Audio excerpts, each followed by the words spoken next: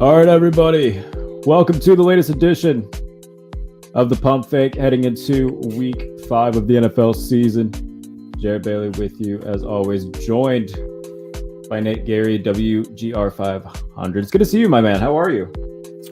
I'm well. It's the changing of the seasons in the Northeast. I think you're a Pittsburgh guy, so I think you know that. But it's Yeah. sort of like the depressing time of year for me. So Oh, it's the complete opposite of time. Oh, I love this time of year, my friend. I'm not a summer guy. Are you a summer guy then? I am a summer guy. Yeah, I'm a big golfer, and this is always the time of year that I realize, like any day, it's just like that's the end of the season for me. So I will say your hair looks impeccable right now. My goodness. it is in very good shape. It I've is. recently got a hair. I still got that like after cut glow about me. So Those like 3 days after a haircut where yes, it looks the phenomenal. prime window. Yeah, I'm still in that prime Yes. window. So Fantastic stuff. Speaking of being in their prime window, I don't know how long Josh Allen's prime window will be open, but it seems like it's never going to close. Buffalo overcoming a 20-3 deficit against the Baltimore Ravens, who, by the way, should probably they're turning more to the Baltimore Falcons this season. I mean, that's 17-point leads blown by the Ravens this year, which is crazy. Two losses, or in their only two losses of the season, they trailed for a combined 15 seconds. Absolute insanity, both at home as well, too. I mean, right. Crazy. Absolutely crazy. But Buffalo overcomes a 17-point deficit, down 20-3, scores 20 unanswered points. Tyler Bass kicks the game-winning field goal for the Bills. Buffalo, I think they realize how much they missed Jordan Poyer this game, by the way, as well. He had a fantastic game. Josh Allen doing what he does down the stretch. I think the consensus is that the Buffalo Bills were the best team in football coming into the season. They very much lived up to that moniker. And this past weekend backed that up, especially in the second half. Thoughts on not just the quarterback, who is fantastic. We'll get into him more later, but just the overall second half of what an effort that was and how much it took to be able to rally back against a good team like Baltimore. No doubt about the effort. It didn't really all go smoothly all day, frankly. There just was a lot of adversity in that game. And listen, I think they'll tell you that early in the season, getting the adversity now is probably in the best interest of this team, as they have their sights set pretty high, obviously, like on a Super Bowl. So I think for me, the second half really kind of proved how good they can be defensively. They're still down their other all-pro safety, Micah Hyde, and his loss is tough. I mean, I'm not going to put it lightly. He is, but before the injury, I would have told you he was probably the third most important guy to the Bills' ability to win a Super Bowl. Josh Allen being number one, obviously, but losing Micah Hyde, and then losing Jordan Poyer in that game against, the Dolphins. And then you add in the fact that this offense ran 90 plays in 90-degree heat that was pounding on them all day long. It's kind of, and losing the guys that they lost. I think they kind of came out a little flat in that game last week against Baltimore. It showed. But ultimately they were able to get that drive right at the end of the half. And I think that built up enough kind of momentum going into the second half that, okay, we come out, get that 3 and out. And I think that really sort of set the stage for the momentum has shifted. It's in the Bills' favor. Now they go down, they kick that field goal to make it 2013, get another stop. That's actually, I believe, the play that no. So they got another stop. The Bills go down. Josh Allen runs it in for a touchdown. That's the beginning of the fourth quarter. Lamar throws the interception. And at that point, everyone's thinking, all right, this is all Bills. Bills are going to run away with this. Then the Bills go 3 and out, punt the ball inside the 5-yard line. And Baltimore just systematically walks down the field on this Bills defense over a 9-minute span to deep in the fourth quarter, just to, throw an interception on fourth down to the guy you're talking about there, Jordan Poyer. So like the series of events in that game, for people that maybe didn't watch it live or haven't gone back to watch it, a pretty remarkable run. I think it was the first 6 series or first 4 series of the game.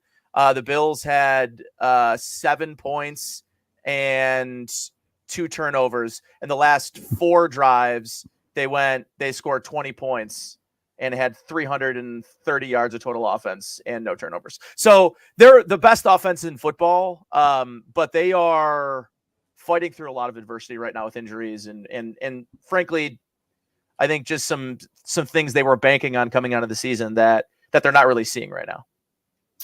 So let's talk about that quarterback, Josh Allen. Is he the best quarterback in football right now to you? Because there isn't a guy that I would take, even Mahomes, even Herbert Jackson. He's the one that I would take right now. Is he the best quarterback in football in your mind? I think he's really close. I think I'd still probably give that to Mahomes until proven otherwise. And, I'm really looking forward to their duel next week. That's Sunday afternoon. That's going to be the national broadcast. And the Bills beat them in the regular season last year, and nobody talks about that game. They talk about, the divisional round game. So as much as I'm looking forward to that matchup against Kansas City, I think I'm more kind of looking in the future of, regardless of what happens this game, the AFC still goes through Kansas City. So if that's the case, if that's my belief, I still kind of have to give that to Patrick Mahomes because he's got the Super Bowl, he's got the MVP, and those are two things right now that Josh is chasing. So, and they're just as Mahomes is a year older. But the things I'll kind of point this out on a couple of plays that there are plays on the football field that three guys in the NFL can make. And Josh Allen, Justin Herbert, and Patrick Mahomes, I think, are those guys, like the one of ones. Lamar Jackson too, not as much like on the crazy, undeniable arm talent. Lamar is a very good thrower of the football, probably a much underrated thrower, but he doesn't have that quite of those three. The special nature of having an arm that you can just kind of do whatever you want with, but. I think this is a season where Josh right now is still the front runner, at least the betting odds favorite to win an MVP. He gets that MVP in his name and he wins a Super Bowl. I mean, it's going to be hard not to look at him and say this is the best quarterback in football right now. So let's talk about this week. The Bills play the Steelers, my Pittsburgh Steelers, who Kenny Pickett making his first career start against a phenomenal defense. The Steelers defense 26 in the NFL on third down defense, which does not spell Bills are great first things on happening. third down offensively. It's great. Yeah, I mean, this is just spelling wonderful 9 of 10 things. They went 9 of 10 on third down in week 1. I can't wait to tweet that later. That's going to be great. Yeah, I'm going to get so much. 14-point favorites are the Buffalo Bills. In terms of the money line, the Steelers, if you bet Steelers money line, is plus 610. So if you want to throw a flyer on it, be my guest. I'm not. Yeah, I probably am not either. Yeah, no. The Steelers, since drafting TJ Watt, have not won a game that he is not in the lineup. He's not going to be in the lineup this week in Buffalo. Everything is spelling that the Bills are going to run away with this. Is that what you foresee happening? I don't think they'll run away from it, just because I think, Minkah Fitzpatrick is still, I almost called him Micah Hyde, right? Minkah Fitzpatrick is, still such a game changer on the back end. And this is a defense that last year I thought did a great job week 1. And, I heard Josh kind of talking about this on the radio today, which was, they did some things to them last year in week 1 that they weren't really expecting. And they had the luxury of being the Bills week 1 opponent. They don't have that luxury this time around. They also don't have one of the key components of executing the defense that Mike Tomlin and gang sort of rolled out against the Bills last year, which is having TJ Watt. So with that said, nothing has come particularly easy for this Bills offense. They are very, very good. They can throw the ball with any team in football, but they really, without Josh Allen right now, they'd be ranked 32nd in football in running the football. They're ranked like 15th right now, and it's because he has led the team in rushing 3 of the first 4 weeks of the season. It's to us. I mean, I don't want to say it like I'm the only one that believes this and only smart people believe this, but I think a lot of people that are looking at how you sustain this thing, how do the Bills win a Super Bowl? And as much as I tell you the Bills are going to win a Super Bowl because of Josh Allen, I also think it's important that he is not 88, 87, 86% of this offense's output week in and week out. It's not sustainable. I know he's big and he's strong and he's physical and, he seeks contact, and that's what makes him so unique and so difficult to defend, especially as a runner or when he moves outside the pocket, or just his movement within the pocket is it's just impressive. The thing with Josh is, you don't want his body to break down in December. You want him playing his best football like he was last year going into December and January. And I think as a team, you've got to sort of balance the desire to use all of his traits on the football field, which are, plenty, with, wanting to maintain a level of preservation for his game as they go into the parts of the season that really matter, especially now. It doesn't appear that the defense has taken a huge step back. It's insane. If you would have asked a Bills fan, 12 months ago, what's the Bills' biggest weakness? They would have told you corner. And, they had two rookie, a sixth round rookie and a first round rookie starting against, the Miami Dolphins, who were just coming off of a 6 touchdown through the air to his best game in his career.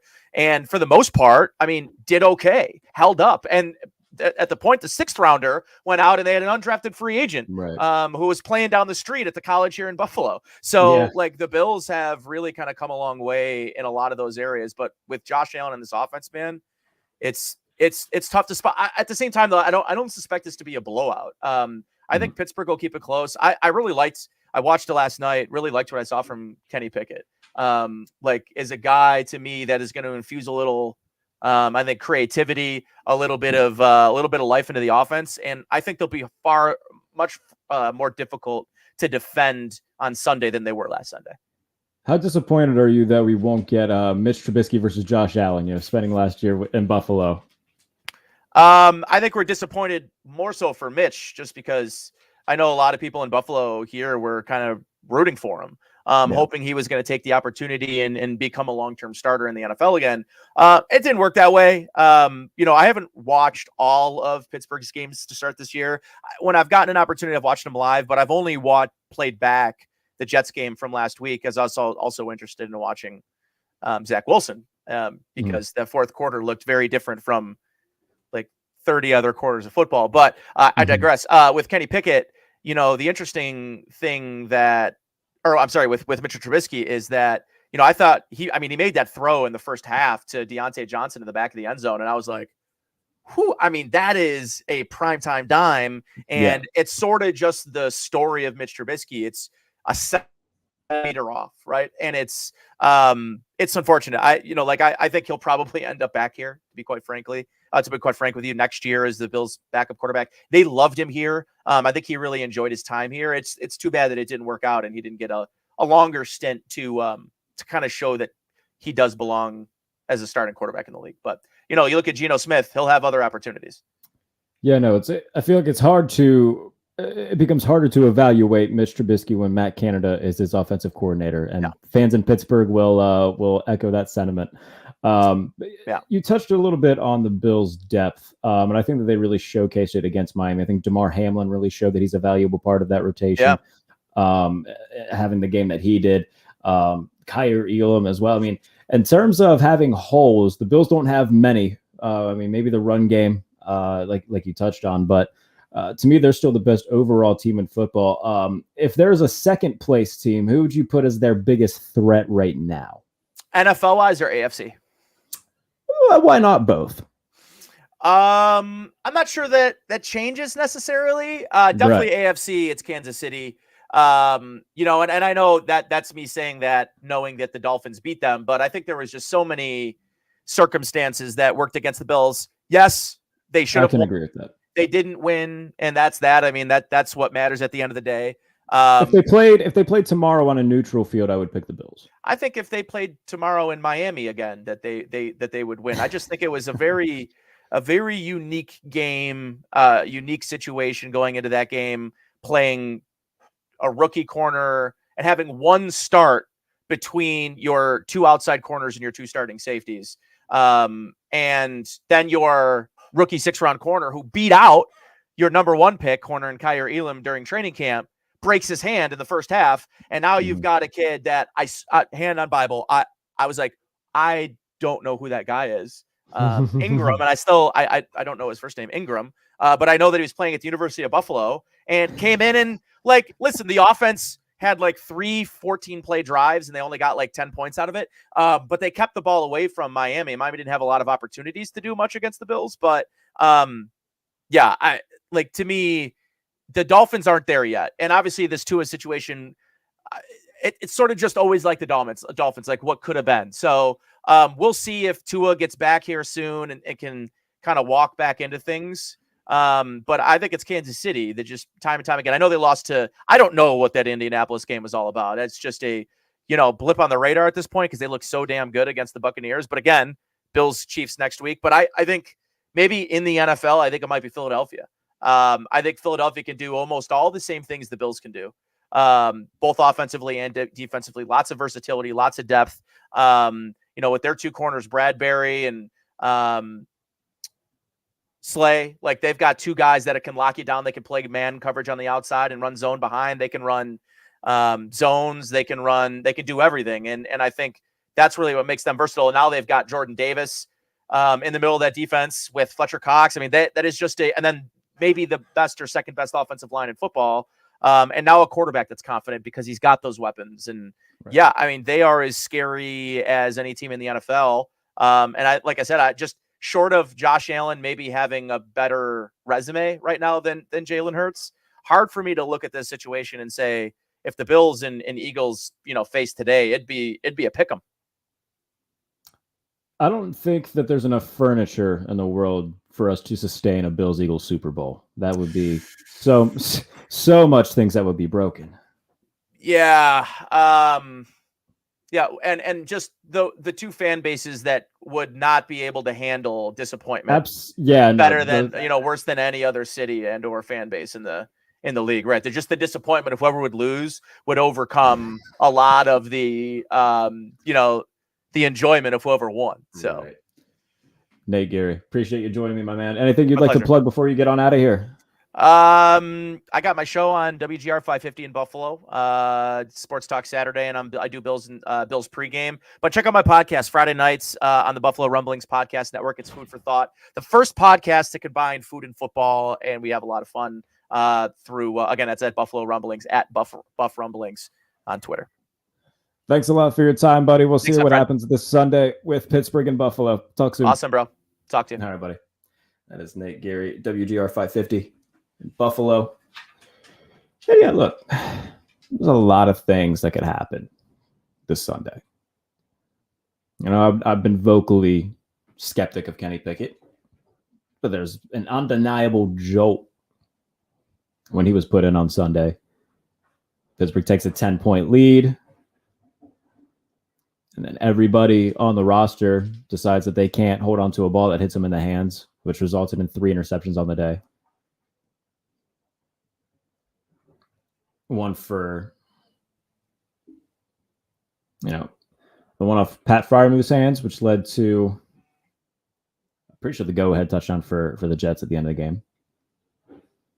But look, had him up 20-10, played well, didn't make any bad decisions. 14 points. I mean, that's a big spread. And I know that everybody's hesitant to bet those types of things. I think last year, I want to say last year, the Bills were a 14-point favorite or like a 17-point favorite against the Texans. And that's the game that they won 40-0. So, I mean, those things do hit. Now, Pittsburgh obviously is a better coach team, has better personnel than Houston of last year. And I would like to say that they would keep it close. I mean, these teams are familiar with each other. They've played a lot over the past 4 years. It's becoming like a yearly matchup between these two. So there's some familiarity there. So they played in 2019. They played in 2020. They played in 2021. So the 4th consecutive year they're playing each other. 3rd consecutive year in Buffalo. But I do love the Buffalo Bills, man. There's very few teams that can do what they do on both sides of the ball. And I don't think there's a team in the league that has the depth that they do. So, and look, maybe there's a chance that Pittsburgh catches them, looking ahead to Kansas City, where they kind of write this one off and they keep it close. Or maybe they pull one out.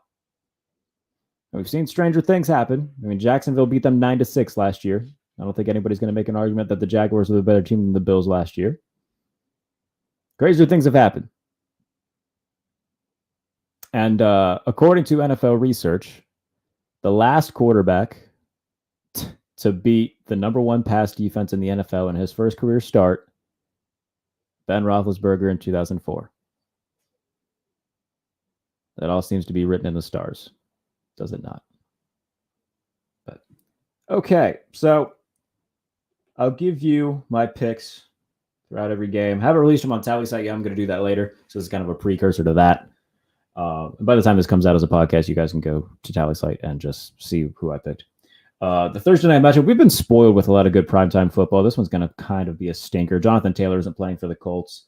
Broncos are 3.5-point favorites. I'm going to take the Broncos.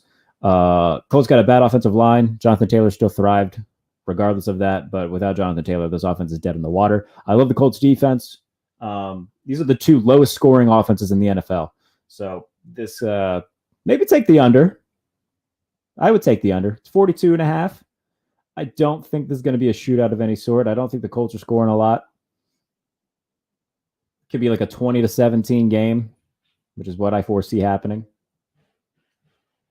But I do think the Colts win. Giants, Packers in London. 8.5-point favorites of the Packers. I will take Green Bay to win that game. The Giants have been a fun story this season. They are the New York Giants are 3-1. How about that?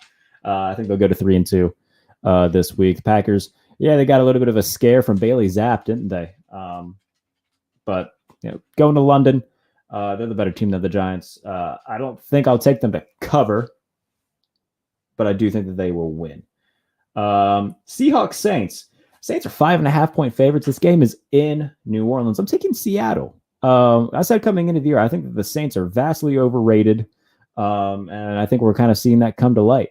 James Winston hasn't played well this year. They had Andy Dalton in last week. He didn't play all that well. He didn't play horribly, but I mean, it's not as if the Saints offense was lighting the world on fire. Seattle, they just put up 48 points in one of the highest scoring games in NFL history, 48-45 over the Detroit Lions. If that were the Chiefs-Bills game, everybody would talk about that for the next month and a half. But it wasn't. It was the Seahawks and the Lions, but it was still a lot of fun to watch. So I will take Seattle and Geno Smith, the better quarterback and the better team, to win. Surprised that they are I figure that New Orleans would be favored at home, but I thought it would be 2.5, maybe 3, 5.5 is big. I'm definitely taking Seattle to cover that, and I think that they win outright. Pittsburgh, Buffalo. Yeah, we just talked about it a little bit with Nate. I do think Buffalo wins, but Pittsburgh, they could catch them. They could catch them napping a little bit.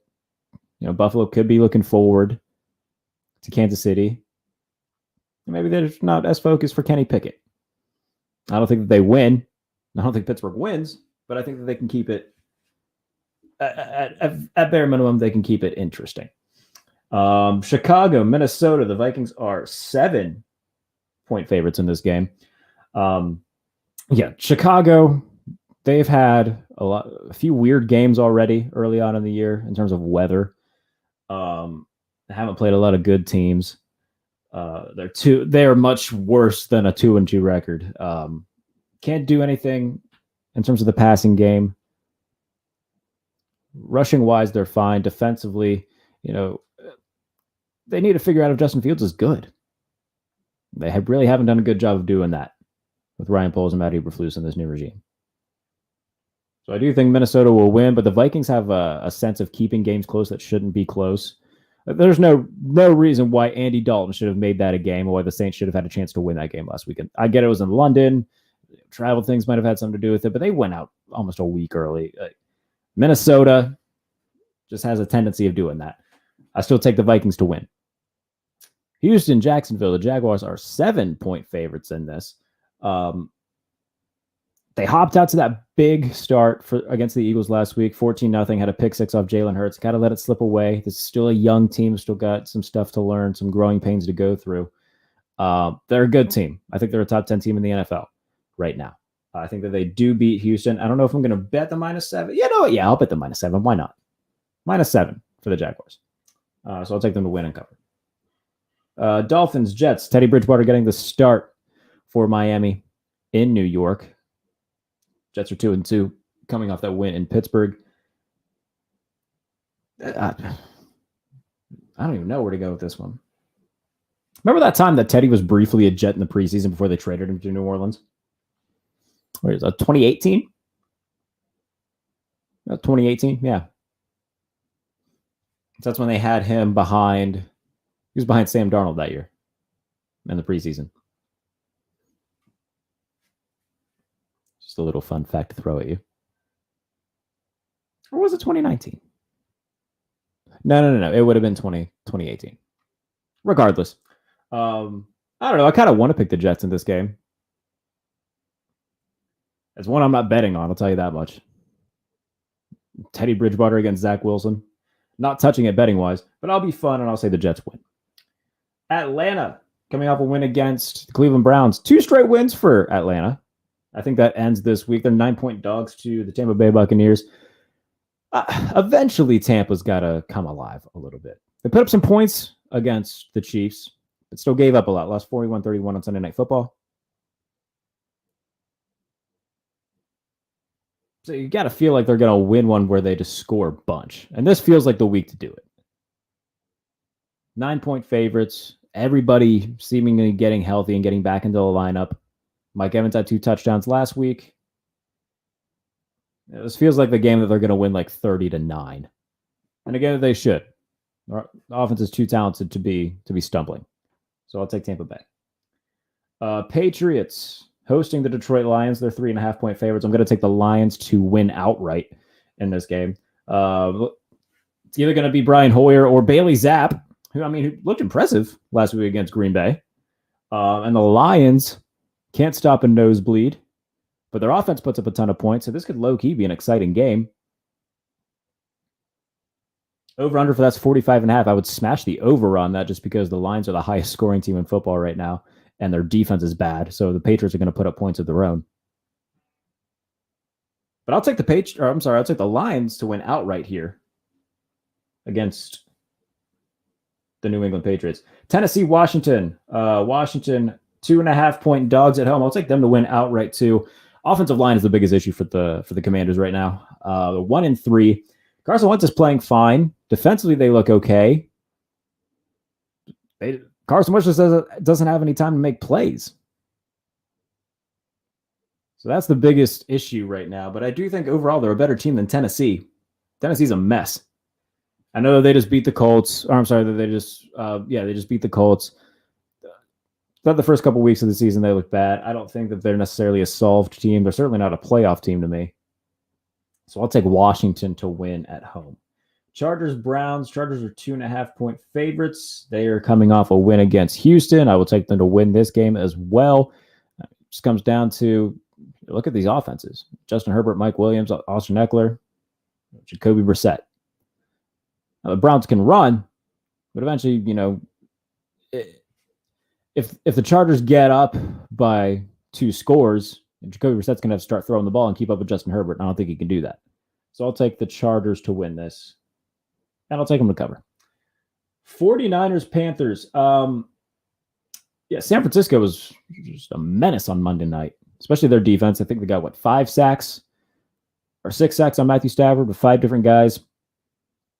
Hufanga had the pick 6. Their defense was flying all over the place. Kept the Rams out of the end zone. They were just fantastic all night long. Carolina, Baker Mayfield had 100 passes deflected at the line of scrimmage against the Cardinals. And he didn't play well. They lose that game by 10. Only 6.5-point favorites of the 49ers. I think they win that and cover. I think the 49ers defense is going to make Baker's night a living hell. Not going to be a fun night for Baker Mayfield. Eagles, Cardinals. This is going to be a fun game. If both offenses show up, this will be a fun game. In Arizona, Cardinals are 5.5-point dogs. I think they'll cover. I'm kind of leaning toward the Cardinals being the first loss for the Eagles. I'm going to bet them to cover. I think it'll be close, especially if Kyler Murray and the offense show up. But defensively, do you trust the secondary to be able to keep A.J. Brown, Devontae Smith in check? And that's a big question mark. But they did it against Devontae Adams. Did it against the Raiders. So we'll see if they can do it against the Philadelphia Eagles and give them their first loss. But I will take them to cover 5.5. I think that'll be a close game. Cowboys, Rams. Rams are 5.5-point favorites. I think they win that and cover. They're going to be irritated after what happened on Monday night. I'm not picking Cooper Rush to win 4 straight games. Damn it. Especially not against the Rams. That's cool that you can do it against the Giants. It's great that you can, beat a Bengals team that was limping into the season for whatever reason. You beat a Commanders team that, the offensive line seems to be bad. I'm not trying to take anything away from Cooper Rush. Being a backup and doing what he's doing, tip of the cap to him. They're not beating the Rams. And I think the Rams win and cover. Sunday Night Football, Bengals, Ravens. Ravens are 3-point favorites at home. I think the Ravens win and get to 3-2, bump the Bengals down to 2-3. The funny part is that if the Steelers somehow pull a win out of their butts in Buffalo and the Bengals lose, then the Bengals are in last place in the AFC North. Football's wild. But yeah, I'll take Baltimore to win. Nate touched on it. Baltimore's trailed for 14 seconds this year, and they're 2-2. It's absolute lunacy. They're a great team. Lamar's a great quarterback. His arm is taking a big step forward. I think Baltimore's the better team right now. Then Monday night, the Chiefs, 7.5-point favorites at home against the Las Vegas Raiders. Chiefs own the Las Vegas Raiders, and I think they're going to run away with this like they seem to always do. I'm taking the Chiefs to win and cover the 7.5 pretty handedly. So before we go, I'll give you my power rankings, plug some stuff, and then we'll get on out of here. We'll turn on, get back into this real quick. All right. Top 10 teams as of right now. Number 10, the Jacksonville Jaguars. People will say, okay, the Jaguars lost. How can you keep them in the top 10? I'll say this. This reminds me of pro wrestling whenever you put over an opponent in defeat. If the guy looks very good, but doesn't get the win, but fans still love him at the end of the match, you did your job. The Jaguars looked fantastic against the Eagles in the first half. Started to build a little bit of a comeback. It just came up short. This is a team that plays for their head coach, and they look night and day different than from what they were last year. Trevor Lawrence looks great. Their weapons look really good. Jacksonville's still a top 10 team to me. Tampa Bay Buccaneers are 9. Their offense has been non-existent. I get that they put up points against the Chiefs, but up until that point, they weren't very good. And they can't seem to build, a cohesive game. If the offense finally comes alive, the defense is bad. The Chiefs put up 41 points. They need to find some cohesion. I think they find that this week against Atlanta, but they need to find some consistency and cohesion to be able to build long-term success for the season. Number 8, the Los Angeles Chargers. Yeah, they hit a little bit of a rough spot, did the Chargers, losing 2 in a row to Kansas City and Jacksonville. They get back on track against the Texans. They're sitting at 2-2. They play the Browns. I do think that they win that game. Again, Justin Herbert's fantastic. I know that they're missing Keenan Allen. Mike Williams has been on and off. This is a team that I really like. And they just keep getting bit by this injury bug, this bad luck that seems to follow the Chargers around like a black cat. But I'm still going to drink that Kool-Aid. It's a long season. They're 500. They're still very much in the playoff race. So it's a long season. I think the Chargers will be fine. The Vikings are number 7. I like the Vikings a lot. They're going to be a playoff team. They just scare me, man. Because they can beat anybody, but they can lose to anybody too. Like when they are on, they are on. Justin Jefferson's the best receiver in football right now at this very second to me. Kirk Cousins is playing well, but at the same time, nobody throws it short of the sticks on third down better than Kirk Cousins does, and he needs to fix that. But like I said, when they're on, I think they can legitimately beat anybody. But when they're off, they can lose to anybody too. And that's the one thing that worries me about the Vikings. But hey, everybody seems to be buying into Kevin O'Connell. That's the most important thing right now. Green Bay, number 6. I would have liked to see them beat New England a little bit more handedly last week, especially with a third-string quarterback in there for New England and still taking the game to overtime, did Bailey Zapp, by the way. But defensively, they're still very sound. Offensively, they're still finding their way. And Christian Watson had his first touchdown. Congratulations to him. Romeo Doubs seems to be building some chemistry with Aaron Rodgers as well. Week 1, second straight year, everybody's like, oh, the sky's falling in Green Bay. Well, they've won 3 straight. They're fine. Baltimore Ravens, number 5. Again, only trailed for 14 seconds of the season, and they're 2-2. Now, a lot of people criticize John Harbaugh's decision to go for it on 4th down. I'm not one of them. I think that if you've got Josh Allen on the other sidelines and the offense for the Bills is humming, you go for the kill shot and you don't give them a chance to win the game at the end. You, at best case scenario for the Bills, make them take it into overtime. And look, if it would have worked, everybody would have praised Harbaugh for it. It just happened to not work. And the play, if you watch the play, he's got Devin Duvernay open in the end zone. He just tries to throw it too late. So the perfect play was drawn up. It just wasn't meant to be. The Ravens are still a top 5 team in the NFL to me. They're one of the teams that I would not want to play at all, especially come January. So I think Baltimore's fine. If anything, they got to work out a few kinks in the secondary because that's been, especially against Miami. I mean, we saw that they had communication issues on that side of the ball. But other than that, man, clicking on all cylinders on the Baltimore Ravens. Los Angeles Rams. Yeah, Matthew Stafford needs to figure this thing out. Like, they're still an elite team in the league. Still have an elite offense. Defensively, they're good. They just can't seem to beat the 49ers. And when Matthew Stafford is off, he's off. It's bad. There seems to be zero chemistry whatsoever with Allen Robinson. It's Cooper Kupp or bust with a hint of Tyler Higbee. I would be very shocked if in a couple weeks Odell Beckham is not back on that roster because they need somebody who's got chemistry with Stafford, not named Cooper Kupp, to line up out wide. But hey, look, they're 2-2. They're going to be fine. They're going to be a playoff team. I still think that they're going to win their division. Slow coming out of the gates, but they do need to figure it out quick because that's a strong division, stronger division than people thought. Chiefs are number 3. Hey, look, you beat the Buccaneers. Team that beat you in the Super Bowl a couple years ago. You do it in strong style. I mean, the Buccaneers fumbled the opening kickoff, and then the Chiefs were in the end zone in the first 20 seconds of the game. So, they made their mark early and kept their foot on the gas. So, Travis Kelce, fantastic. They're getting all these guys involved too, by the way. I mean, Valdez Scantling, Moore, Juju, like they're getting these guys involved. Clyde Edwards-Helaire, McKinnon. They might not have an A+ receiver or an A guy on offense not named Travis Kelce, but they got a lot of B's, they got a lot of C+, and when you put that all together, I mean, when you have a lot of depth, sometimes that's better than having one A+ guy. And they're proving that right now. Chiefs are number 3. Eagles, number 2. I think that they are the second best all-around team in the league. Jalen Hurts is playing great. A.J. Brown, Devontae Smith. I mean, they're all just like taking turns having great games. Dallas Goedert had a really good game against Washington last week or two games ago. Defensively, they're very sound with Bradbury and Slay. Front 7 looks good. Like, you're not going to find a weakness on Philadelphia right now. Now, is it sustainable long-term in terms of how Jalen Hurts plays? We'll see.